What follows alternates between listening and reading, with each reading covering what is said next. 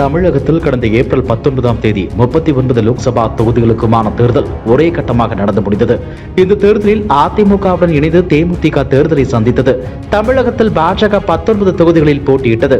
திருவள்ளூர், வடசென்னை, தென் சென்னை, மத்திய சென்னை, கிருஷ்ணகிரி, திருவண்ணாமலை, நாமக்கல், திருப்பூர், நீலகிரி, கோவை, பொள்ளாச்சி, கரூர், சிதம்பரம், நாகப்பட்டினம், தஞ்சாவூர், மதுரை, விருதுநகர், திருநெல்வேலி, கன்னியாகுமரி ஆகிய 19 தொகுதிகளில் பாஜக போட்டியிட்டது.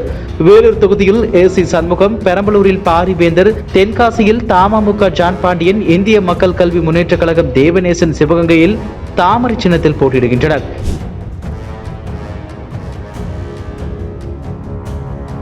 கரூரை விட்டுவிட்டு கோவையில் அண்ணாமலை போட்டியிட்டது விமர்சிக்கப்பட்டது. கரூரில் திமுக கூட்டணிக்கு அஞ்சியே அவர் கோவை சென்று விட்டார் என பேசப்பட்டது.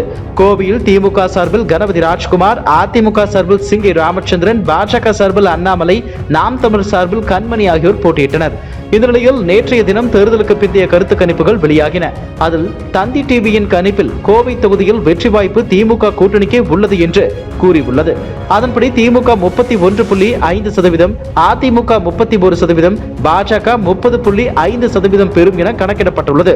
அதாவது முதலிடத்தில் உள்ள திமுகவுக்கும் மூன்றாவது இடத்தில் உள்ள பாஜகவுக்கும் அதிக வித்தியாசம் இல்லை.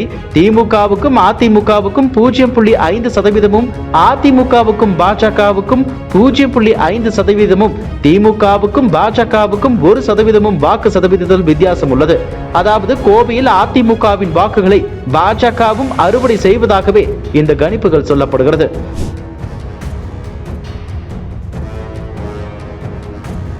மூன்று கட்சிகளுக்குமான வித்தியாசம் 0.5 என்றே உள்ளது.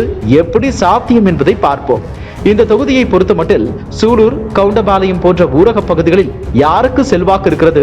சூலூரில் மொத்தம் 75% வாக்குகளில் மொத்தமாக அதிமுகவுக்கு விழுந்திருக்கிறதா, இல்லை அதிமுக ஓட்டுகளை பாஜக அறுவடை செய்திருக்கிறதா?